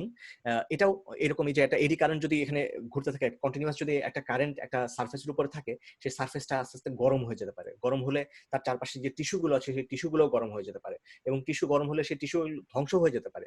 তো আমরা এটাও খুব বেশি একটা দেখি না, মানে এটা কি হতে পারে সেটা যে আমাদের নিশ্চিত করতে হয় যে এটা হচ্ছে না। তো আমি এইখানে একটা কথা আরেকটু বলে ফেলি যে আমরা যা কিছুই এখানে দেখাচ্ছি, যা কিছুই করছি, এই সব কিছু করার উদ্দেশ্য হচ্ছে এটা প্রমাণ করা যে এই ডিভাইসটা মানুষের জন্য সেফ। এবং এটা আমরা যেটা করি, এফডিএ, এখানে যারা যারা এফডিএ হচ্ছে মূল রেগুলেশন অথরিটি, তাদের কাছে আমরা পাঠাই। পাঠানোর পরে তারা দেখে যে আসলেই আমার ডিভাইসটা ঠিক আছে কিনা। তারা আমাদের পুরো ডকুমেন্টেশন, পুরো আমরা যতগুলো এক্সপেরিমেন্ট করেছি, যত রকম ভাবে অ্যাসেস করার চেষ্টা করেছি, সবগুলো তারা খতিয়ে খতিয়ে দেখে, তারা যাচাই করে যে আমাদের সবকিছু ঠিক আছে কিনা। তো এটাই আমাদের জন্য একটা বিশাল চ্যালেঞ্জের ব্যাপার যে এফডিএ যদি অ্যাপ্রুভ করে তাহলে আমরা ডিভাইসটাকে মার্কেটে ছাড়তে পারি, তাছাড়া মার্কেটে ছাড়া যায় না। তো আমরা যখন তাদেরকে পাঠালাম, এফডিএ কে পাঠানোর পর তারা এই প্রত্যেকটা জিনিস এরকম করে আলাদা আলাদা করে খুঁটিয়ে খুঁটিয়ে দেখে যে সবগুলো জিনিস ঠিক আছে কিনা। এই জন্য আমাদেরকে এটা পাঠাতে হয় যে gradient induce to vibration by heating, আমরা সেই জিনিসগুলো যে পাস করেছি সেগুলো ওখানে ডকুমেন্টেশন ওখানে থাকতে হয়। সাধারণত আমরা ওটা নিয়ে খুব বেশি চিন্তা করি না, কারণ যদি ডিভাইসটা ছোট হয়, যেরকম আমাদের ডিভাইসটা অনেক বেশি বড় না, এরকম এরকম যদি একটা ছোট ডিভাইস হয়, ধরো 4 ইঞ্চির মতো একটা সেই সেটার 4 ইঞ্চি লম্বা, তো এরকম একটা ডিভাইস যদি ভেতরে থাকে সাধারণত সেটাতে অত বেশি ভাইব্রেশন বা হিটিং ইফেক্ট করে না। তো এবার আমরা ডিভাইস ম্যালফাংশন নিয়ে বলছি। আমরা একটু আগে যে ভাইব্রেশনের কথা বলছিলাম সেটার কারণে ভিতরে যদি পার্টস খুলে যায়, সেটা একটা ডিভাইস ম্যালফাংশনেরই ব্যাপার। তো ডিভাইস ম্যালফাংশন আরো অনেক ভাবে হতে পারে আসলে। তো সেই জিনিসগুলো এখানে দেখা যাচ্ছে যে কোন ফিল্ডের কারণে কি ধরনের ডিভাইস ম্যালফাংশন হতে পারে। যেরকম B0 বা স্ট্যাটিক ফিল্ড, এটার থেকে যেগুলো হতে পারে ডিভাইস রিসেট হতে পারে, প্রোগ্রাম চেঞ্জ হয়ে যেতে পারে, ম্যাগনেটিক মানে রেমেনেন্স যেটা বলি আমরা, যে যেহেতু এটা প্রচন্ড শক্তিশালী একটা ম্যাগনেট, আমরা যদি আমাদের কম্পোনেন্ট গুলোর ভিতরে কোনো একটা ইন্ডাক্টর থাকে, যেটা হতে পারে যে সেই ইন্ডাক্টরটা স্যাচুরেটেড হয়ে যেতে পারে, তার ইন্ডাকটেন্সের মান কমে যেতে পারে, তার ওখানে কারেন্টের পরিমাণ বেড়ে যেতে পারে, মানে এগুলো নানান রকম ঘটনা ওখানে ঘটতে পারে। এই জন্য আমরা যেটা করি, ফেরাইট করে ইন্ডাক্টর ওর ভিতর খুব বেশি ব্যবহার করার চেষ্টা করি না। তারপরে B1 এর কথা বলা যাচ্ছে যে B1 হচ্ছে আরএফ। যদি এরকম হয় যে আরএফ এর কারণে আমরা যেই পরিমাণে আমরা তাকে থেরাপি দেওয়ার চেষ্টা করছি, যেই পরিমাণে পালস পাঠানোর চেষ্টা করছি, হয়তো সেই পালসটা বিঘ্নিত হচ্ছে এই আরএফ সিগন্যালের কারণে, এটা একটা ডিভাইস ম্যাল ফাংশন। তো অনেক রকম ডিভাইস ম্যাল ফাংশন এখানে লিস্ট করা যাচ্ছে, আমি সবগুলো আলাদা করে বলবো না, মূল আইডিয়াটা আমি দেওয়ার চেষ্টা করছি। তো আরেকটা টেস্ট আমরা যেটা করি, যে আমরা সাধারণত যে হিসাবগুলো করি আলাদা আলাদা করে সবগুলো অ্যাসেস করি, যে আচ্ছা আরএফ এর কারণে কি সমস্যাগুলো হচ্ছে, B0 ফিল্ড বা স্ট্যাটিক ফিল্ডের কারণে কি কি সমস্যা হচ্ছে, গ্রেডিয়েন্ট তার কারণে কি কি সমস্যা হচ্ছে। তো এটা দেওয়ার পরে এফডি আমাদেরকে প্রশ্ন করলো প্রথমে যে তোমরা তো আলাদা আলাদা করে হিসেব করলে, কিন্তু যখন অ্যাকচুয়াল স্ক্যানারের ভিতরে, একটা এমআরআই স্ক্যানারের ভিতরে পেশেন্টকে ঢুকিয়ে দেওয়া হয়, এগুলো তো আলাদা আলাদা ব্যাপার না। একটা আরএফ পালস থাকে, একটা গ্রেডিয়েন্ট পালস থাকে, সবগুলো তো একসাথেই ঘটছে, এবং সেই সঙ্গে একটা স্ট্যাটিক ফিল্ড সেটা সবসময় অন থাকছে, তার মানে পুরো ঘটনাগুলো তো একসাথে ঘটছে। যদি সবগুলো ফিল্ড একসাথে কাজ করে, তখন সেটা কিভাবে তুমি কি করে নিশ্চিত হচ্ছ যে এগুলা কাজ করবে না। তো আমরা তখন এটা একটা টেস্ট করি, কম্বাইন্ড ফিল্ড টেস্ট বলে। এটা অ্যাকচুয়াল স্ক্যানারে গিয়ে ওই রোগী এবং ওই ডিভাইসটা সমেত তাদেরকে ঢুকিয়ে দেওয়া হয়। তারপরে কিছু পালস আছে, যে পালসগুলো দিলে সবচেয়ে বেশি ক্ষতি হওয়ার সম্ভাবনা থাকে, অর্থাৎ আমরা কনজারভেটিভ জায়গায় যাওয়ার চেষ্টা করি। আমরা চেষ্টা করি যে এমন একটা জিনিস দিতে যেটা সবচেয়ে খারাপের জন্যও যদি জিনিসটা ভালোভাবে কাজ করে, সবচেয়ে খারাপ কেসের জন্য যদি সে ভালোভাবে কাজ করে, তার মানে আমরা জানি যে এর থেকে যখন সহজ কেসগুলো হবে তখন সে পাস করে যাবে, মানে সবচেয়ে কঠিন অবস্থার জন্য তাকে প্রস্তুত করা আর কি। সেটা সেটা হচ্ছে কম্বাইন্ড ফিল্ড টেস্টের মধ্যে করা হয়। তো এই কাজটা হচ্ছে কম্বাইন্ড ইফেক্ট গুলো করার জন্য, মাপার জন্য।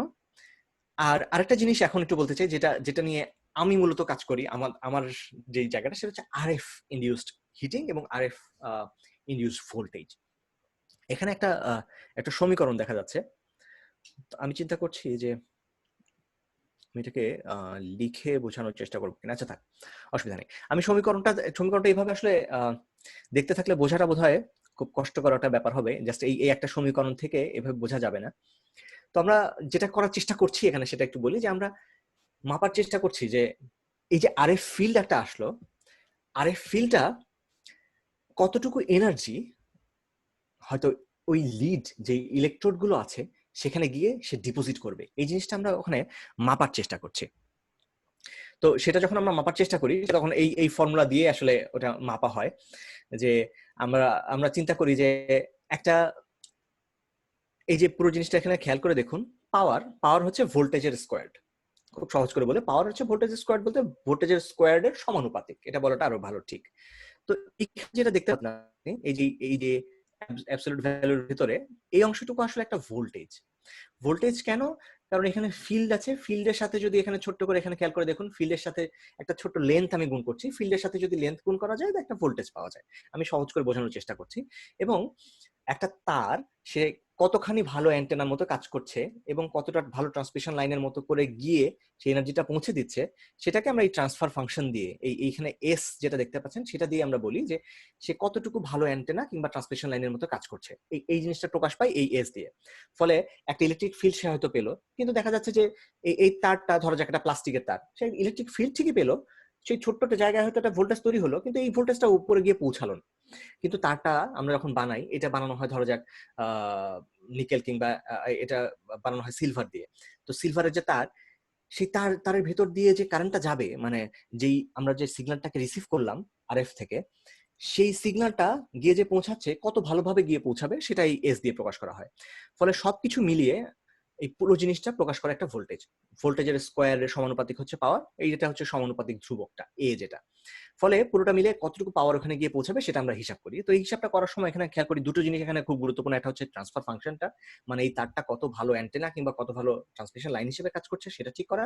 আর একটা হচ্ছে ট্যানজেনশিয়াল ইলেকট্রিক ফিল্ড, মানে একটা তার হয়তো এরকম বাঁকাভাবে যাচ্ছে, এই বাঁকাভাবে যখন যাচ্ছে একটা ফিল্ড যখন এখানে এসে পৌঁছালো, ইলেকট্রিক ফিল্ড, সেই ফিল্ডের পুরোটা কিন্তু তার উপরে কাজ করছে না। এই তারের সঙ্গে যতটুকু ট্যানজেনশিয়ালি আছে, ফিল্ডের যে অংশটুকু এই তারের সাথে স্পর্শক বরাবর আছে, ততটুকু অ্যাকচুয়ালি এই তারের ভেতরে গিয়ে পৌঁছাচ্ছে। তো সেটাই শেষ পর্যন্ত গিয়ে ওই ইলেকট্রোডের উপরে গিয়ে পৌঁছাবে। তো এইটা দিয়ে আমরা শেষ পর্যন্ত তাহলে পুরো জিনিসটার কতটুকু হিটিং হচ্ছে সেটা আমরা ঠিক মতো হিসাব করি ওখানে। তো এখানে দেখতে পাচ্ছেন যে আমরা একটা যে যন্ত্রটা দিয়ে ট্রান্সফার ফাংশন মাপার চেষ্টা করি, সেই যন্ত্রটা ট্রান্সফার ফাংশন গুলো দেখতে কিরকম হয় তার একটা হালকা ছবি এখানে দেখা যাচ্ছে। আমি এটা নিয়ে অনেক বেশি সময় আপাতত বলছি না, মানে এটা বোঝাচ্ছে যে তারের কোন অংশে কোন জায়গাটায় ইলেকট্রিক ফিল্ড এসে পৌঁছালে সে সবচেয়ে ভালোভাবে গিয়ে পৌঁছাবে। এখানে দেখতে পাচ্ছেন আপনি যে তারের বিভিন্ন জায়গায়, এটা হচ্ছে একটা লেন্থ বরাবর দেখা যাচ্ছে, তারের বিভিন্ন জায়গায় ট্রান্সফার ফাংশনটা কিরকম, কতখানি পাওয়ারফুল সেটা এখানে দেখা যাচ্ছে। তো এটা হচ্ছে সেই শরীরের ভেতরের ই ট্যান যেটা লিখেছিলাম, ট্যানজেনশিয়াল ইলেকট্রিক ফিল্ড, সেটা আমরা যেটা করি যে একটা সিমুলেশন করি আমরা শরীরের ভেতরে এই যে এখানে আপনারা দেখতে পাচ্ছেন ছোট ছোট গোল্লা গোল্লা যেগুলো, সেই গোল্লা গোল্লা জায়গাগুলোতে আসলে আইপিজি গুলো বসানো, আর এগুলো হচ্ছে তারের পথ, যে লিড বলি আমরা, সেই লিড গুলো কোন পথ দিয়ে যাবে তার ট্র্যাজেক্টরি, লিড ট্র্যাজেক্টরি হচ্ছে এগুলো। এবং এই লিড ট্র্যাজেক্টরির কারণে বিভিন্ন রকম লিড ট্র্যাজেক্টরি হতে পারে। একটা মানুষের শরীরে কিভাবে তারটা যাবে এটা সেই মানুষটার উপরে নির্ভর করে। কত রকমের মানুষ এখানে আছে। আমরা যদি একটা মানুষের শরীরের ভেতরে একটা তার ঢুকিয়ে আমরা যদি ল্যাবের মধ্যে টেস্ট করতে পাঠিয়ে দিই, পাঠিয়ে বললাম যে এটা সেফ, এটা আসলে হলো না। কারণ এফডি আমাদেরকে প্রশ্ন করবে আপনি তো এই মানুষটার জন্য সেফ বললেন, কিন্তু এরকম হাজার হাজার কোটি কোটি মানুষ এখানে এমআরআই করতে পারে, তাদের সবার জন্য সেফটা আপনি কিভাবে বলছেন?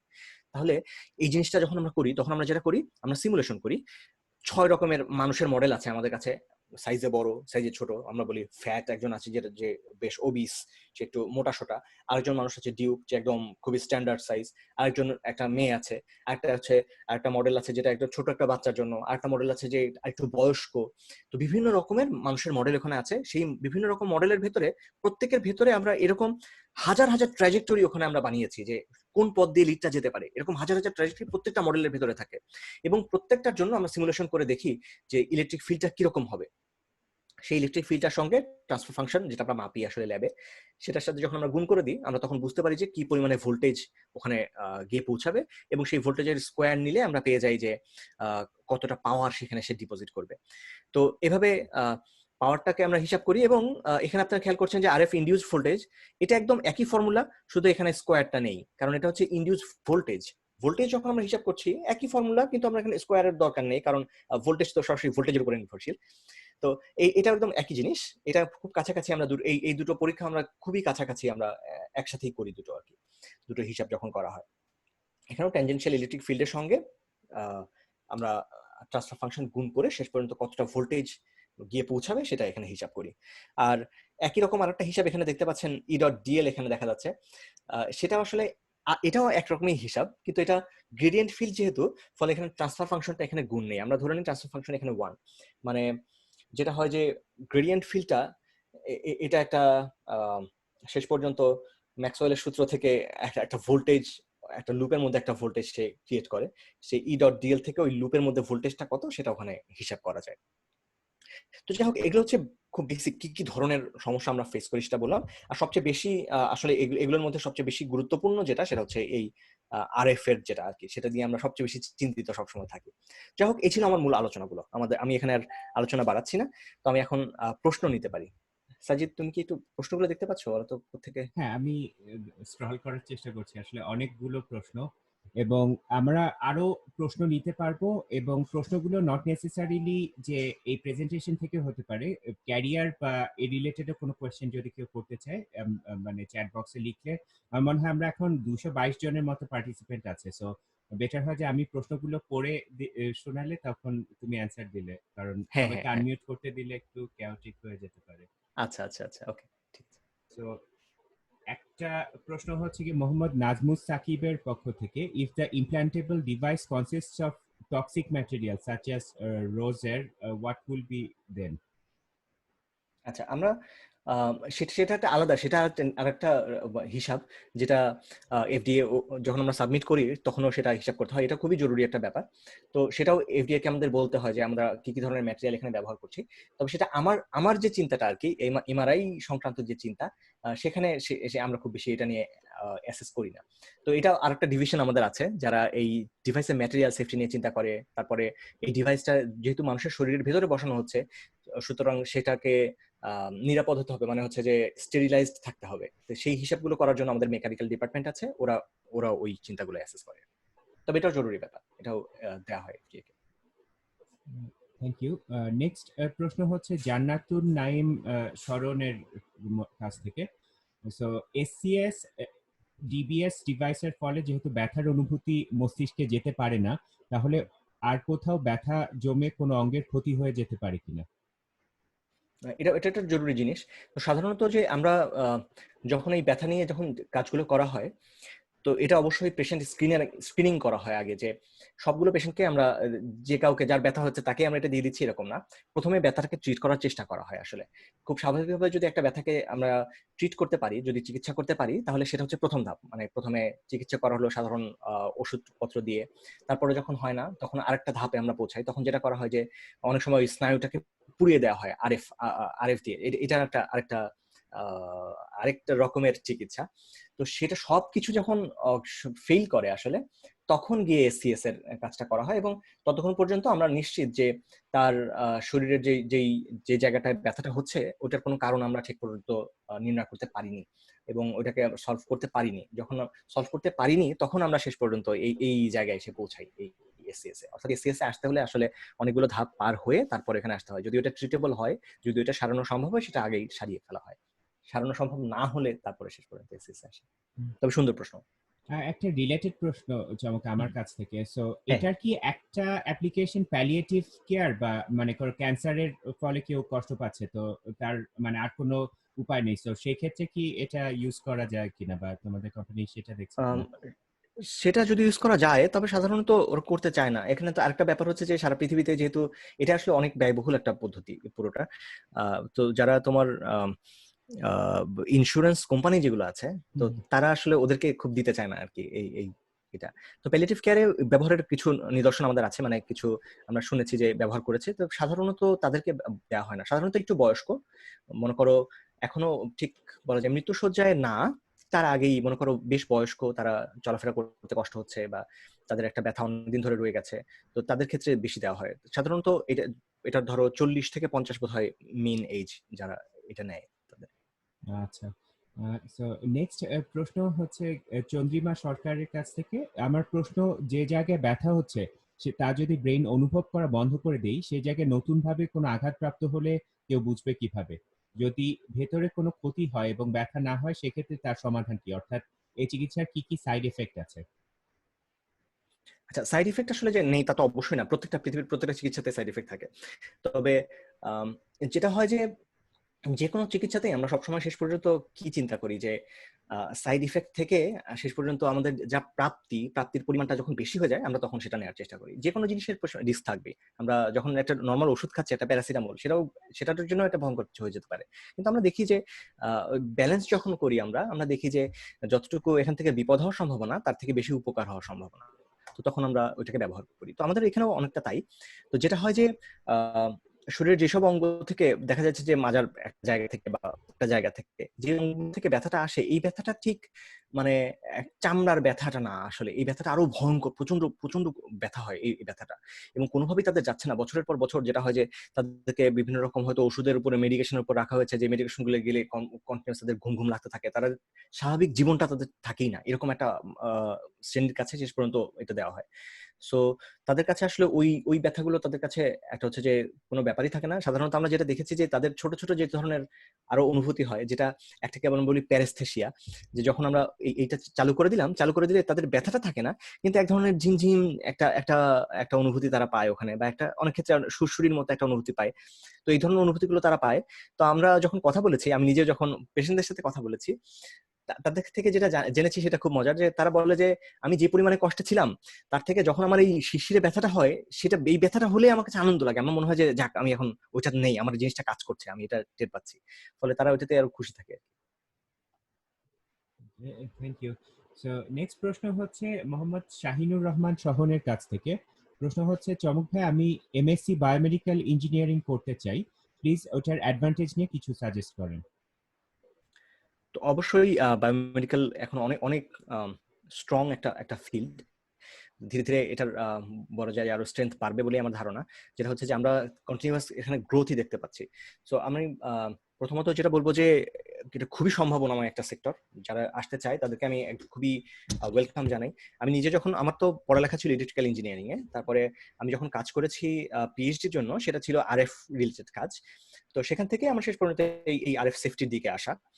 কিন্তু আমি যখন কাজ করেছি, আমার কাজের একটা অংশ ছিল অ্যান্টেনা নিয়ে। আমি চাইলে হয়তো অ্যান্টেনার ধরনের যেসব কোম্পানিতে, মোটরোলা বা অ্যাপল কিংবা নোকিয়া, যেসব কোম্পানিতে তারা মোবাইল ফোন বানাচ্ছে যেখানে অ্যান্টেনার প্রয়োজন অনেক বেশি, অথবা গাড়ির কোম্পানিগুলো যেখানে তারা সেন্সর বানাচ্ছে, এই এই জায়গাগুলো আমার জন্য একটা ভালো অপশন ছিল। কিন্তু তারপর আমি নিজে আসলে এই বায়োমেডিক্যালের দিকটা বেছে নিয়েছিলাম। তার একটা বড় কারণ হচ্ছে স্টেবিলিটি, যে যেগুলো কনজিউমার প্রোডাক্ট, ওগুলোতে রিস্ক একটু বেশি থাকে আর কি, চাকরির রিস্ক বেশি। এই তার থেকে যেগুলো বায়োমেডিক্যাল, এদের স্টেবিলিটি অনেক বেশি, ফলে সম্ভাবনাও অনেক বেশি, এবং আমার নিজের জন্য, আমি নিজের জীবনে আমি স্টেবিলিটি বেশি পছন্দ করি আর কি, ফলে রিস্ক কম ছিল এখানে। তো যারা আসতে চাচ্ছেন তাদের জন্য অবশ্যই আমি বলবো যে এটা খুবই চমৎকার একটা পথ। এখানে সারা পৃথিবীতেই খুব চমৎকার কিছু কাজ হচ্ছে। চাইলেই এমএস আপনি করতে চাইলে আমি উৎসাহ দেব। Thank you. নেক্সট প্রশ্ন হচ্ছে ইনাক্ষী সাহা এর কাছ থেকে। স্যার আমাদের এই টেকনোলজি কি আপনাদের এই টেকনোলজি কি ইলন মাস্কের নিউরাল লিঙ্কের প্রকল্পের মতোই কিনা? ইলন মাস্কের যে নিউরাল নেটওয়ার্কের না, এটা তার যে ব্রেইন ল্যাব যেটা, সেটা আসলে অনেক নতুন আর কি, আমাদের এটা অনেক পুরনো তাদের থেকে। তো তার যেই কাজটা সেটা একটু আলাদা আসলে। সেটা হচ্ছে যে আমরা এখানে যেটা করছি, আমরা মূলত একজন পেশেন্টের শরীরে একটা জিনিস পাঠাচ্ছি, কিন্তু পেশেন্টের ভেতরটাকে মনিটর আমরা করছি না। এটা কিন্তু একটা জরুরি জিনিস, যে আমরা এই তারগুলো ধরো যে মাথার ভিতরে পাঠালাম, পাঠিয়ে সেটা দিয়ে আমরা মনিটর করছি না, সেন্স করছি না যে তার ভেতরে কোথায় কি হচ্ছে। ব্রেইন ল্যাব ওইটা করে, যে সে তার মাথার ভেতরেরটাকে সেন্স করবে, অর্থাৎ ভেতরটাকে রিড করার চিন্তা করছে আর কি। তার চিন্তা এটা এখনো, এটা খুবই প্রাথমিক পর্যায়ে, এবং তিনি যে এটা দিয়েছেন, মানে প্রিলিমিনারি যে ভিডিওটা দিয়েছেন, এটা আমাদের জন্য আসলে আমরা দেখার পরে আমাদের মনে হয়েছে যে এটা এখনো তেমন কিছুই হয় নাই আর কি, তেমন কোনো কাজ এখনো ওটাতে হয় নাই, এখনো অনেক অনেক দূর যেতে হবে, তার খুবই প্রিলিমিনারি অবস্থায়। Thank you. জান্নাতুন নাইম শরণ এর কাছ থেকে আবার প্রশ্ন, বিভিন্ন ফ্রিকোয়েন্সি দিয়ে যখন এক্সপেরিমেন্ট করা হয় তখন রোগীর কোনো ধরনের ক্ষতি হতে পারে কিনা?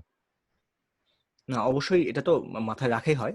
তো এটা একটা মোটামুটি নিশ্চিত করা হয় যে কোন ফ্রিকোয়েন্সি গুলো আমরা জানি যে যেটাতে রোগীর ক্ষতি হবে না, আমরা আগেই ওই ধরনের ফ্রিকোয়েন্সি নিয়েই ওটা শুরুটা করা হয় আর কি। তো এই জায়গাগুলো যখন এক্সপেরিমেন্ট করা হয় খুব লো অ্যামপ্লিটিউডে, খুবই মানে নির্ভরযোগ্য মানুষেরা এই কাজগুলো করেন, ওগুলো মানুষের ক্ষতি হওয়ার কোনো রিপোর্ট আমরা এই 20 বছরে আমরা কখনো পাইনি, যে এক্সপেরিমেন্ট, যে এই টেস্টের সময়টায় ক্ষতি হয়েছে, এটা আমরা পাই না। আমরা যেটা হয় যে এখন খুব চমৎকার কিছু সফটওয়্যারও আছে যেটা দিয়ে হিসাব করা যায় যে একটা মানুষের কোথায় আমি সিগন্যাল দিলে তার ব্রেইনের কিংবা তার স্নায়ুর কোন অংশটা উত্তেজিত হবে, কোন অংশটা বেশি কাজ করবে, এটা খুব চমৎকার করে সিমুলেট করা যায়। ফলে আমরা যখন অপারেশনটা এখন করা হয়, এই অপারেশনগুলো অনেক নিখুঁত অপারেশন করা হয় আর কি। Thank you. ইউসুফ এর কাছ থেকে প্রশ্ন হচ্ছে যে এই ডিভাইস কি বাংলাদেশে অ্যাভেলেবল কিনা? না, এখনো এখনো বাংলাদেশে অ্যাভেলেবল না আসলে। আচ্ছা, এমনিতে কি বস্টন সায়েন্টিফিক এর বাংলাদেশে কোনো অফিস আছে? আমি জানি যে মেট্রনিক্স এর বাংলাদেশে সাপ্লায়ার আছে এবং ওরা লোকাল প্রেজেন্ট আছে। এটা কি জানেন? মেট্রোনিক্সে আছে, বস্টন সাইন্টিফিক এখন নাই। আচ্ছা, এখন ইন্ডিয়াতে আছে বস্টন সাইন্টিফিক, বাংলাদেশে নাই। ওকে। আ আরেকটা প্রশ্ন হচ্ছে গিয়ে ফারিহা বুশরার কাছ থেকে, ডিবিএস টেকনোলজি ব্রেইনে কি এফেক্ট করে? ডিবিএস টেকনোলজি ব্রেনে এফেক্ট বলতে টেকনোলজি যেটা, সেটা তো মূল কাজ তো আমরা আমরা অবশ্যই চেষ্টা করি যে যখন ব্রেনের ঠিক জায়গাটা পাঠানো হবে, তখন তার যদি পার্কিনসন্স রোগ থাকে কিংবা তার যদি এসেনশিয়াল ট্রিমার থাকে, কাঁপুনি থাকে, এরকম যদি বিভিন্ন রোগ থাকে, সেই রোগগুলো যাতে তাদের রোগের উপশম আমরা করতে পারি কি তাদের, তো এটাই মূল কাজ, এটাই ব্রেনের মূল ইফেক্ট। তবে যদি আপনি সাইড ইফেক্টের কথা চিন্তা করেন, কিছু সাইড ইফেক্ট তো থাকতে পারে, যেরকম কিছু মজার সাইড ইফেক্ট আছে, যে দেখা যাচ্ছে যে আহ, একজন রোগীর মাথায় যখন দেওয়া হচ্ছে, তো তখন মাথার ভিতরে ঢোকানোর পরে রোগীর আহ, রোগীকে তার একটু পরীক্ষা করা হয় যে আপনার ঠিক জায়গায় ওই ইলেকট্রোডটা পৌঁছেছে কিনা। তো এই পরীক্ষাগুলো করার সময় দেখা যায় রোগী নানান রকম ইন্টারেস্টিং সব এক্সপিরিয়েন্স পায়। হঠাৎ করে তার দেখা গেল যে আহ, একটা হাত উঁচু হয়ে গেল, কারণ হচ্ছে যে তার যে মোটর সেন্সর যেখানে ছিল, তার হয়তো তার ঠিক পাশেই এসটিএন এরকম। তো এরকম বিভিন্ন রকম, কারণ ওই জায়গায় মাথার ভিতরে সব সেন্সর গুলো এত কাছাকাছি, ফলে যেটা হয় যে নিউরন গুলো অনেক কাছাকাছি থাকার কারণে একটা নিউরনকে উত্তেজিত করতে গিয়ে আরেকটা নিউরন উত্তেজিত হয়ে যেতে পারে। তবে এগুলো সাধারণত সেফটি হ্যাজার্ড ধরা হয় না এগুলো। মানে এটা আমাদের যখন এফডিএ তে আমরা সাবমিট করি, তখন বলতে হয় যে আমরা কতটুকু পরিমাণে কারেন্ট পাঠিয়ে আমরা এটা নিশ্চিত করব যেন তার কোনো রকম ক্ষতি না হয় রোগীর। এবং ক্ষতি হওয়ার রেকর্ড আসলে আছে একদম শুরুর দিকে। যেটা হয়েছে যে আমরা যখন এরকম পাঠাই, মানে এই জিনিসটা তৈরি করি, তখন লেবেলিং করে দিই, আমরা বলে দিই যে আরএফ এতটুকুর বেশি হওয়া যাবে না, 2 মাইক্রোটেসলার বেশি আরএফ হওয়া যাবে না, এটা একদম বলে দেওয়া হয়। বা 1.2 এত মাইক্রোটেসলার বেশি আরএফ ফিল্ড ওখানে ব্যবহার করা যাবে না। তো এরকম আমরা আমরা এরকম বলে দিই।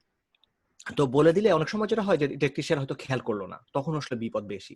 যে সে যদি খেয়াল না করে, সে দেখা যাচ্ছে একদম নর্মাল মোড, যেটা নর্মাল অবস্থায় তাকে চালিয়ে দিল ইসের মধ্যে, এমআরআইয়ের মধ্যে, সে যদি ওইভাবে চালিয়ে দেয়, যদি নিয়ম নীতি না মানে, এরকম ঘটনা আছে যে একজন রোগীর একজন পেশেন্টের হয়তো মাথার একটা খুব ইম্পর্টেন্ট নার্ভ সেটা পুড়ে যাওয়ার পরে শেষ পর্যন্ত তিনি একটা ভেজিটেটিভ কোমার মধ্যে চলে গিয়েছিলেন। তো এটা হচ্ছে সবচেয়ে খারাপ ঘটনাগুলোর একটা আর কি। ও আচ্ছা। বাই দ্য ওয়ে চমক, আমার মানে চ্যাট বক্সে প্রায় 16-17টার মতো প্রশ্ন আছে। তোমার সময়ের কোনো তাড়া নেই তো? মানে হ্যাঁ, সময়ের একটু তাড়া আছে আসলে, আমার আরেকটা জায়গায় জয়েন করতে হবে আজকেই, ও আমাদের আচ্ছা। বুয়েটের একটা। তাহলে আমার মনে হয় যে লাস্ট একটা প্রশ্ন যদি আমরা নেই, সেটার পরে হচ্ছে কি আমরা মানে প্রশ্ন যেগুলো আছে আমি সবগুলো তোমাকে পাঠিয়ে দিতে পারি। আর ওকে। পার্টিকুলারলি ইমেইলে ফিডব্যাক ফর্ম আমরা একটা দিয়েছি। তো ফিডব্যাকেও কেউ যদি প্রশ্ন দিয়ে দেয়, আমি সেটা চমককে হচ্ছে গিয়ে ফরওয়ার্ড করে দিতে পারবো প্রশ্নগুলোকে। তো একটা ঠিক আছে। শেষ প্রশ্ন কোনটা দিতে পারি? একটাই প্রশ্ন হচ্ছে গিয়ে যে এমআরআই রুমে ঠিক কত পরিমাণে ম্যাগনেটিক ম্যাটেরিয়াল লাগলে দুর্ঘটনা ঘটতে পারে? এমআরআই রুমে মানে একদম পুরো জিরো আর কি, মানে এমআরআই রুম যখন থাকে জোন 4 যেটাকে বলে আর কি, সবচেয়ে ওখানে ওখানে কোনো রকম ম্যাগনেটিক ম্যাটেরিয়াল আমরা ওখানে রাখি না। এটা খুবই মানে খুবই পাওয়ারফুল ম্যাগনেট, আসলে বোঝা যাচ্ছে না যে ফ্রিজের ম্যাগনেট থেকে 300 গুণ যে আসলে কত বেশি, এটা ওখানে সেন্স করা যাচ্ছে না। মানে একটা বিশাল চেয়ার যদি থাকে, সেই চেয়ারটা পর্যন্ত ঠাস করে চলে যেতে পারে ওখানে, মানে এটা এতটাই পাওয়ারফুল ম্যাগনেট। যাই হোক, তো ওখানে কোনো রকম ম্যাগনেটিক ম্যাটেরিয়াল নিয়ে ওখানে ঢোকা হয় না, এটা একদম পুরোপুরি নিষেধ, কোনো রকম ম্যাগনেটিক ম্যাটেরিয়াল রাখা যাবে না। হুম, তো ঠিক আছে, আমি আজকে শেষ করছি। আমি আন্তরিকভাবে ধন্যবাদ জানাচ্ছি আমার বন্ধু ডক্টর সাজিদ মোহাম্মদ চৌধুরীকে আমাকে আমন্ত্রণ জানানোর জন্য, এবং যারা এতক্ষণ ধরে ছিলেন পুরো জিনিসটার সাথে, যারা শুনেছেন, তাদের সবাইকে আমি আন্তরিকভাবে ধন্যবাদ জানাচ্ছি। সাজিদ যেমন বলেছে যে আপনাদের যদি কোনো প্রশ্ন থাকে, তাহলে ইমেইলে ওই ফর্মটার মধ্যে প্রশ্নগুলো করতে পারেন, আমি চেষ্টা করবো যে সময় পেলে আপনাদের প্রশ্নগুলোর উত্তর কোথাও দিয়ে দিতে। থ্যাংক ইউ সো মাচ চমক, এবং মানে অ্যাজ অলওয়েজ তোমার বক্তব্য শোনা এটাও একটা প্লেজার। এবং আজকের মানে সুন্দর করে সব প্রশ্নের উত্তর আমাদের মানে যতটুকু সম্ভব দিয়েছো, এবং সময় স্বল্পতা সত্ত্বেও তুমি যে জয়েন করতে পেরেছো এই জন্য আন্তরিকভাবে তোমাকে ধন্যবাদ আইট্রিপলি ইয়াং প্রফেশনালস বাংলাদেশের পক্ষ থেকে। তো সেই সাথে আজকে আমাদের এই সেশনে যারা জয়েন করেছেন তাদের সবাইকে স্বাগতম। এবং আমরা আজকের এই সেশনের রেকর্ডিংটা পরবর্তীতে আশা করি আমাদের ইউটিউব চ্যানেলে আপলোড করে দিব। তো সবাইকে ধন্যবাদ এবং আল্লাহ হাফেজ।